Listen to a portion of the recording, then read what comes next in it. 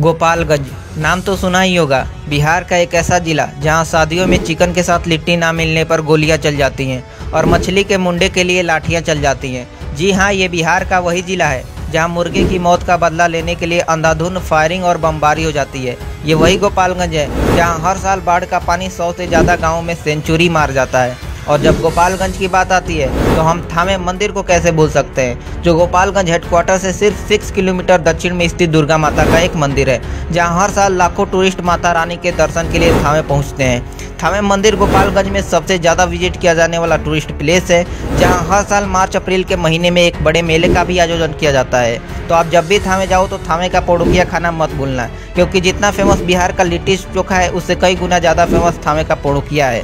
तो आप जब भी थामे जाएं पोड़ुकिया जरूर खाएं। इसके अलावा भी गोपालगंज में कई सारे टूरिस्ट प्लेस हैं। ये तो अभी ट्रेलर है, पिक्चर तो अभी बाकी है मेरे दोस्त। श्री पीताम्बरा पीठ मंदिर, जिसे बगलामुखी भी कहा जाता है, माँ पीताम्बरा पीठ मंदिर की नींव मार्च 2007 में रखी गई थी, जो 5 सालों में बनकर तैयार हुई। इस मंदिर की पॉपुलैरिटी का अंदाजा आप इस बात से लगा सकते हैं कि पहला माँ पीताम्बरा पीठ का मंदिर असम कामाख्या में स्थित है, दूसरा माँ पीताम्बरा पीठ का मंदिर दतिया मध्य प्रदेश में स्थित है, और तीसरा माँ पीताम्बरा पीठ का मंदिर, जिसे हम बगलामुखी के नाम से भी जानते हैं, गोपालगंज से 16 किलोमीटर दूर कुचायकोट के नया टोला में स्थित है। यहाँ भी लोग दूर दूर से दर्शन के लिए आते हैं। दिघवा दुबौली गोपालगंज से 40 किलोमीटर दक्षिण पूर्व में स्थित है, जहां पिरामिड के आकार के 2 टीले पाए गए थे। कहा जाता है कि ये टीले चेरोचाई की कृतियां हैं, या चेरो से एक आदिवासी जाति है, लेकिन अब गंगा के दक्षिण के पहाड़ियों में निवास करती है। लोग पिरामिड को देखने के लिए इजिप्ट जाते हैं और हमारे गोपालगंज जिले में ही पिरामिड मौजूद है। यहाँ भी लोग दूर दूर से इन पिरामिड्स को देखने के लिए आते हैं। हुसेपुर गोपालगंज से लगभग 24 किलोमीटर उत्तर पश्चिम में स्थित है। ऐतिहासिक रूप से इस गांव का भी काफ़ी महत्व है, क्योंकि यहाँ हथुआ के महाराजाओं द्वारा बनाया गया किला मौजूद है। किले के पूर्व में 14 छोटे टीले हैं, जो उस स्थान को दर्शाते हैं जहां उस परिवार के एक सदस्य वसंत शाही की पत्नी ने अपने 13 दासियों के साथ मृत पति का सर गोद में पकड़कर आत्मदाह कर लिया था। हथुआ के परिवार के सदस्य आज भी उस टीले की पूजा करते हैं। लकड़ी दरगाह गोपालगंज हेडक्वार्टर से 14 किलोमीटर दूर स्थित है। जैसा कि नाम से पता चल रहा है, इसका नाम एक मुस्लिम मकबरे से लिया गया है। मकबरा शाह अर्जन नाम के एक मुसलमान संत का है, जो पटना के रहने वाले थे। ऐसा कहा जाता है कि वह उस जगह के एकांत से आकर्षित थे और उन्होंने 40 दिनों का एक चिला या धार्मिक चिंतन किया था। उन्होंने एक धार्मिक प्रतिष्ठान भी स्थापित किया, जिसे सम्राट औरंगजेब ने संपन्न किया। संत की पुण्यतिथि हर साल रबी उस्तानी की 11 तारीख को मनाई जाती है, जो एक बड़े भीड़ का आकर्षण बनती है। हथुआ राज गोपालगंज से लगभग 20 किलोमीटर दूर स्थित है। पुराने जमाने में गोपालगंज जिला हथुआ राज के अंतर्गत आता था, जहां आज भी आपको हथुआ के राजा द्वारा बनवाया गया पुराना किला, पैलेस, शीश महल, सुरंगें, गोपाल मंदिर इत्यादि आज भी देखने के लिए मिलती हैं। हथुआ जाने के बाद आप यकीन मानिए, आपको राजा महाराजाओं की ठाट बाट की झलकियाँ आज भी देखने के लिए मिलेंगी। और आज भी हथुआ राज हथुआ के राजा की उत्तराधिकारी की देखरेख में है, जिनके पास आज भी अंग्रेजों के ज़माने की गाड़ियों का कलेक्शन है।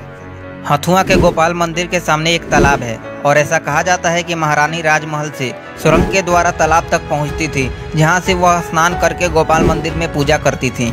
तालाब के पास वह सुरंग आज भी मौजूद है, और कई लोगों का तो ये भी कहना है कि गोपालगंज का नाम इसी गोपाल मंदिर के नाम पर रखा गया था। हनुमान मंदिर, यह मंदिर गोपालगंज से लगभग 16 किलोमीटर दूर बेलवनवा कुचायकोट में स्थित है। यह मंदिर गोपालगंज का सबसे ऊंचा मंदिर है। यह गोपालगंज में स्थित 100 फीट ऊंचा हनुमान मंदिर है। इसे भी देखने के लिए दूर दूर से लोग आते हैं। सबिया हवाई अड्डा, जी हाँ दोस्तों, आप लोग सोच रहे होंगे कि एयरपोर्ट भी कोई घूमने की चीज़ है। चलिए मैं आपको बताता हूँ। यह एयरपोर्ट इसलिए इंटरेस्टिंग हो जाता है क्योंकि यहाँ प्रेजेंट टाइम में किसी भी फ्लाइट का आवागमन नहीं होता है। आप एयरपोर्ट के रनवे पर जाकर पिकनिक मना सकते हैं, साइकिल चला सकते हैं, गाड़ी चलाना सीख सकते हैं, और आप इस एयरपोर्ट की हिस्ट्री जानेंगे तो अपने आप को वहां जाने से रोक नहीं पाएंगे। इसे defence ministry of British India government यानी अंग्रेजों द्वारा हथुआ राज की मदद से 1868 में बनवाया गया था।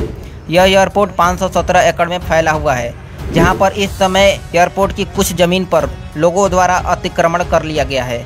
सबिया हवाई अड्डा डिफेंस के लिए काफ़ी सेंसिटिव है, क्योंकि यह चाइना बॉर्डर के करीब है। इस एयरपोर्ट का उपयोग वर्ल्ड वार 2 में ब्रिटिश एयरफोर्स और व्यक्तिगत उपयोग के लिए हथुआ राजशाही परिवार द्वारा किया गया था। लेकिन वो कहते हैं ना, अंग्रेजों द्वारा बनाए गए पुल आज भी मजबूती के साथ खड़े हैं। लेकिन आज की इस आधुनिक युग में टेक्नोलॉजी का यूज करके बनाया गया पुल इनॉग्रेशन से पहले ही टूट जाता है। सबिया एयरपोर्ट का रनवे इतने सालों बाद भी आपको सही सलामत मिलेगा। आप चाहें तो सबिया एयरपोर्ट जाकर घूम सकते हैं। यहाँ पर मैं आपको एक नोटिस देना चाहूँगा, यदि आप सबिया एयरपोर्ट घूमना चाहते हैं तो जल्दी कीजिए, क्योंकि काफ़ी सालों बाद सबिया एयरपोर्ट को उड़ान योजना के तहत रीडेवलपमेंट करने की मंजूरी मिल चुकी है।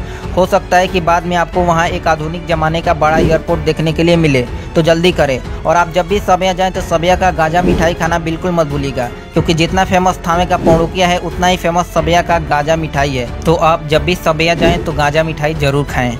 अरे यार रुको जरा, सबर करो, क्योंकि गोपालगंज की बात चली है तो दूर तक जाएगी। तो चलिए हम थोड़ा गोपालगंज की हिस्ट्री और ज्योग्राफी के बारे में जान लेते हैं। इतिहासकारों का मानना है यह स्थान वैदिक युग के दौरान विदेह के राजा के अधीन था। आर्यकाल के दौरान यह वामन राजा चेरो ने यहाँ शासन किया। उस समय के शासकों को मंदिर और धार्मिक स्थल बनाने का शौक था। यही कारण है कि गोपालगंज में इतने सारे महत्वपूर्ण मंदिर और धार्मिक स्थल हैं, जैसे थावे का दुर्गा मंदिर, माझा का किला, देगवा दुबौली का वामन गांधी तालाब, सिरसिया के राजा मलखान का किला, कुचायकोट जैसे बहुत से धार्मिक स्थल देखने के लिए मिलेंगे। गोपालगंज के लोग हमेशा सुर्खियों में रहते थे, राष्ट्रीय और सामाजिक कारण, जिसमें स्वतंत्रता के लिए संघर्ष, जेपी आंदोलन, महिला शिक्षा के लिए आंदोलन, बंकटा के बाबू गंगा विष्णु राय और बाबू सुंदरलाल के नेतृत्व में कर का भुगतान न करने और 1930 के निषेध के खिलाफ आंदोलन। 1935 में पंडित भोपाल पांडे ने देश की आज़ादी के लिए अपने प्राणों की आहुति दे दी थी। महाभारत काल के दौरान यह क्षेत्र राजा भूरी सर्व के अधीन था। 13वीं और 16वीं शताब्दी के दौरान इस स्थान पर सुल्तान गयासुद्दीन अब्बास और बाबर का शासन था। चलिए अब हम हथुआ राज के इतिहास के बारे में कुछ बात कर लेते हैं। हथुआ राज भूमिहारों के बगोचिया वंश से संबंधित था।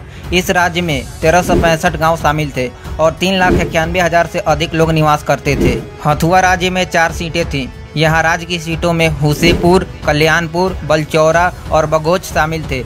कल्याणपुर 16वीं शताब्दी में मुगल सम्राट अकबर के अधीन था। चलिए फिर से आते हैं हमने गोपालगंज जिले पर। 19वीं शताब्दी में बंगाल के विभाजन के बाद वर्तमान समय के उड़ीसा और बिहार बंगाल के अंतर्गत आ गए। गोपालगंज 1875 तक केवल एक छोटा सा गांव था। उसी वर्ष यानी 1875 में गोपालगंज को सारण जिले का एक अनुमंडल बना दिया गया। गोपालगंज 2 अक्टूबर 1973 को एक स्वतंत्र जिला बना। जिला मुख्यालय गोपालगंज शहर में ही स्थित है। गोपालगंज पहले सारण जिले का एक हिस्सा था, जिसमें छपरा, सिवान और गोपालगंज शामिल थे। 18वीं शताब्दी में यह हथुआ राज द्वारा शासित था और ब्रिटिश शासन के तहत यह 19वीं शताब्दी के प्रारंभ तक बंगाल प्रांत का एक हिस्सा था। गोपालगंज पूर्व में चंपारण और गंडक नदी से, दक्षिण में सिवान जिले से और उत्तर पश्चिम में उत्तर प्रदेश के देवरिया जिले से घिरा है।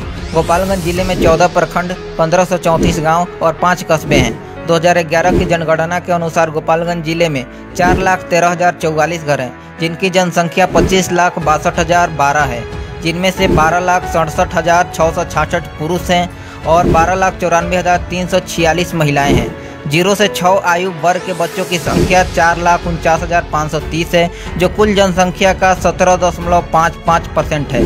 गोपालगंज जिले का सेक्स रेशियो 1021, यानी गोपालगंज जिले में 1000 पुरुषों पर 1021 महिलाएं हैं। गोपालगंज जिले का लिटरेसी रेट यानी साक्षरता दर 53.98% है, जिनमें से 62.63% पुरुष लिटरेट हैं और 45.51% महिलाएं लिटरेट हैं, यानी पढ़ी लिखी हैं। गोपालगंज जिले का कुल क्षेत्रफल 2033 स्क्वायर किलोमीटर है और पॉपुलेशन डेंसिटी 1260 पर स्क्वायर किलोमीटर है। टोटल पॉपुलेशन में से 6.35% पॉपुलेशन शहरी क्षेत्रों में रहती है और 93.65% पॉपुलेशन ग्रामीण क्षेत्रों में रहती है। Fact about Gopalganj. पहला, गोपालगंज बिहार राज्य में पॉपुलेशन के मामले में 21वें और क्षेत्रफल के मामले में 26वें स्थान पर है। दूसरा, जनसंख्या की दृष्टि से प्रति स्क्वायर किलोमीटर गोपालगंज राज्य का 13वां घनी आबादी वाला जिला है, जहां पर स्क्वायर किलोमीटर 1260 व्यक्ति रहते हैं। तीसरा, गोपालगंज सेक्स रेशियो यानी पुरुषों पर महिलाओं की संख्या के मामले में प्रथम स्थान पर है। चौथा, गोपालगंज राज्य के चाइल्ड सेक्स रेशियो के मामले में 6ठे स्थान पर है।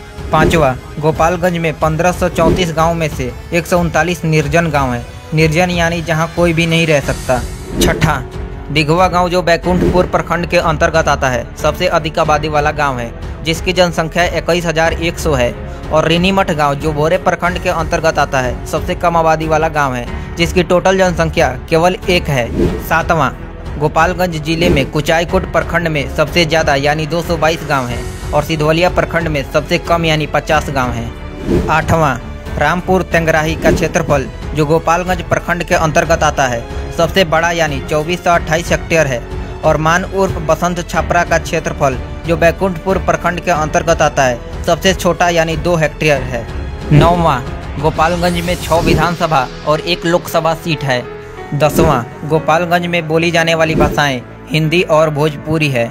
11वां, गोपालगंज में प्रमुख रूप से मनाए जाने वाले त्यौहार नवरात्रि, सरस्वती पूजा, रामनवमी, शिवरात्रि, होली, दीपावली, ईद, छठ पूजा इत्यादि त्यौहार शामिल है। गोपालगंज की पर कैपिटा इनकम यानी प्रति व्यक्ति आय 19,989 रुपये है। गोपालगंज का सोर्स ऑफ इनकम कृषि है, जहां मुख्य रूप से धान, गेहूं, मक्का, सरसों, गन्ना, दलहन आदि की खेती की जाती है।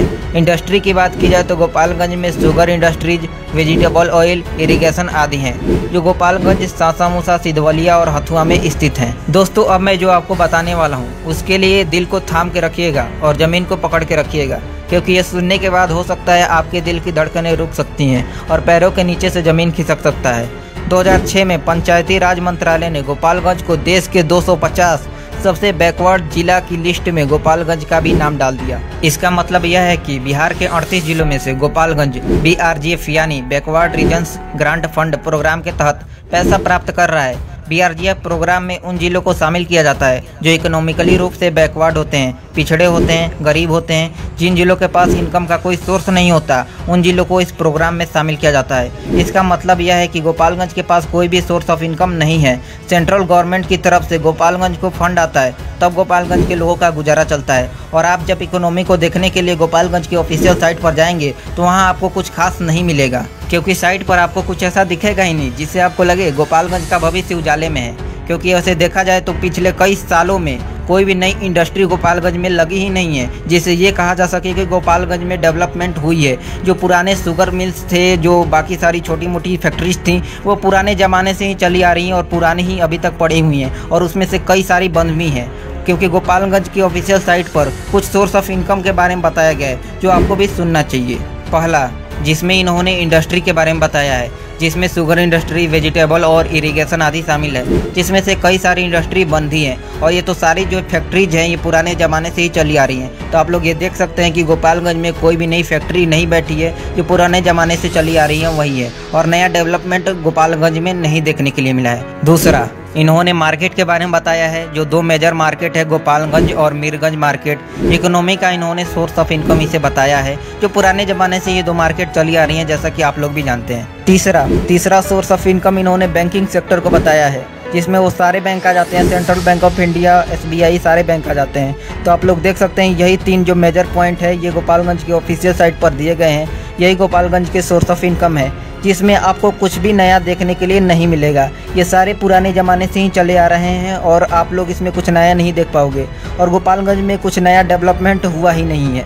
वैसे तो देखा जाए तो गोपालगंज से 3 मुख्यमंत्री बिहार के रह चुके हैं, फिर भी गोपालगंज का ये हाल है। इसके अलावा साइट पर कोई भी डेटा मौजूद नहीं है। यहाँ तक ये भी मेंशन नहीं किया गया है कि गोपालगंज को सेंट्रल गवर्नमेंट द्वारा फंड दिया जाता है और ये बैकवर्ड जिला की श्रेणी में आता है। जब गोपालगंज की बात आती है तो हम राजनीति के टाइकून कहे जाने वाले लालू प्रसाद यादव को कैसे भूल सकते हैं। गोपालगंज से बिहार के 3 मुख्यमंत्री बने, लालू यादव, राबड़ी देवी, अब्दुल गफूर। फिर भी इन लोगों के होम टाउन गृह जिला का ये हाल क्यों हो गया, जिसे फंड लेकर गुजारा चलाना पड़ रहा है। और तो और हमारे लालू यादव जी सेंट्रल गवर्नमेंट में रेल मंत्री भी रह चुके हैं, फिर भी गोपालगंज के ज़्यादातर लोग सीवान और गोरखपुर के रेलवे का इस्तेमाल करते हैं। जब इन मुख्यमंत्रियों के होम टाउन का ये हाल है तो बिहार के बाकी जिलों का क्या हाल होगा, हम सोच सकते हैं। अब तो लगता है इन जिलों की हालत सुधारने के लिए आम जनता को ही पटना विधानसभा के बाहर पकौड़े बेचने पड़ेंगे। चलिए अब हम गोपालगंज जिले के कुछ फेमस लोगों के बारे में जान लेते हैं। लालू यादव, राबड़ी देवी, तेजस्वी यादव, अब्दुल गफूर। इसमें से तेजस्वी यादव को छोड़कर ये सारे लोग बिहार के मुख्यमंत्री रह चुके हैं। राम दुलारी सिन्हा या फ्रीडम फाइटर पूर्व केंद्रीय मंत्री और केरल की राज्यपाल भी रह चुकी हैं। आप लोगों ने अमेजॉन प्राइम की फेमस वेब सीरीज मिर्ज़ापुर तो देखा ही होगा और हमारे कालीन भैया को तो जानते ही होंगे, जिनका असली नाम पंकज त्रिपाठी है, जो हमारे गोपालगंज जिले के रहने वाले हैं। आज पंकज त्रिपाठी बॉलीवुड के जाने माने स्टार हैं। प्रियंका सिंह यह एक भोजपुरी सिंगर हैं, जिनका सॉन्ग ज़्यादातर खेसारी लाल यादव की मूवी में आता है। अनु दुबे यह भी एक भोजपुरी सिंगर हैं, जो ज़्यादातर भक्ति गाने गाती हैं। राधेश्याम रसिया यह भी एक भोजपुरी सिंगर हैं, राधे श्याम रसिया जो 90s के ज़माने में भोजपुरी के सुपरस्टार थे, जो कि एक भोजपुरी सिंगर हैं, जो कुछ गलत आदतों के कारण अपने पॉपुलैरिटी को कायम नहीं रख पाए, लेकिन आज भी उनके फैंस उनको उतना ही पसंद करते हैं। आपने भोजपुरी का वो फेमस सॉन्ग लॉलीपॉप लागेलू सुना ही होगा, जिसे भोजपुरी के सुपरस्टार पवन सिंह ने गाया था। उस गाने के लेखक, जिनका नाम जाहिद अख्तर है, गोपालगंज के ही रहने वाले हैं। वो कहावत कहते हैं ना, एक बिहारी सब पे भारी, वेवल राम कलावन, जो गोपालगंज जिले से ही है। वेवल राम कलावन जो सेशल्स के राष्ट्रपति बने हैं। वेवल राम कलावन के दादा बिहार के गोपालगंज जिले से थे, जो सेशल्स में जाकर बसे थे। उनके पोते यानी वेवल राम कलावन आज सेशल्स के राष्ट्रपति बने हैं। शिल्पी राघवानी गोपालगंज की अपकमिंग स्टार हैं, जो इंस्टाग्राम रील्स और बाकी सारे सोशल मीडिया प्लेटफॉर्म पर काफ़ी पॉपुलर हैं। अब इन्हें तो भोजपुरी फिल्मों से भी ऑफर आ रहे हैं और ये एल्बम सॉन्ग भी कर रही हैं। आपका इस वीडियो के बारे में क्या राय है, हमें कमेंट बॉक्स में ज़रूर बताएं। और अगला वीडियो आप किस जिला पर देखना चाहते हैं, ये भी हमें कमेंट बॉक्स में ज़रूर बताएं। वीडियो पसंद आए तो वीडियो को लाइक मारो, शेयर मारो और चैनल पे नए हो तो यार सब्सक्राइब मारो।